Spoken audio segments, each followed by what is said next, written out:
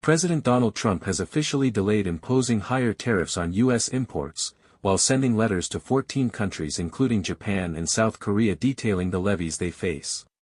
The latest development comes as a 90-day pause the White House placed on some of its most aggressive import taxes was set to expire this week.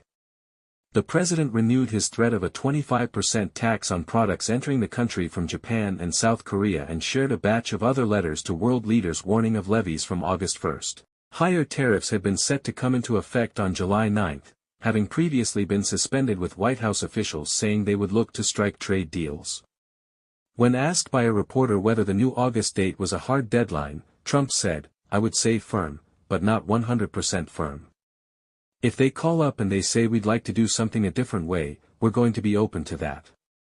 Economist Adam Ahmad Samdin from research firm Oxford Economics told the BBC that the extension came as no surprise since trade agreements often take years to finalize. Such deals are usually extremely detailed, he said, adding that although Vietnam became only the second country after the UK to strike an agreement with the US, it was more of a broad framework, speeding up talks, rather than a full deal.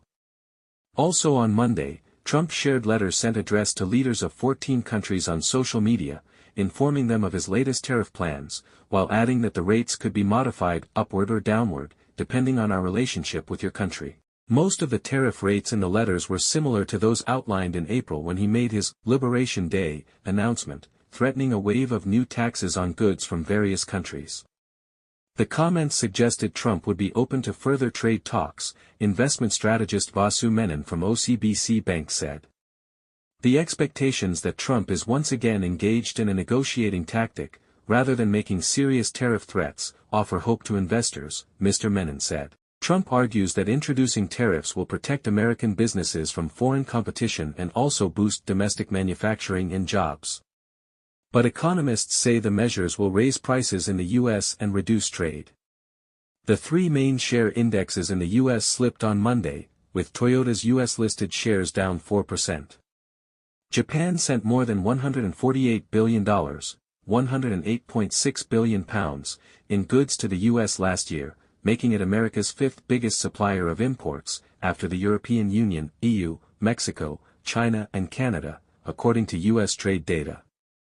South Korea was also in the top 10. Besides South Korea and Japan, Trump on Monday set out plans for a 40% tariff on goods from Myanmar and Laos, a 36% tariff on goods from Thailand and Cambodia, a 35% tariff on goods from Serbia and Bangladesh, a 32% tariff on Indonesia, a 30% tariff on goods from South Africa and a 25% tariff on goods from Malaysia and Tunisia.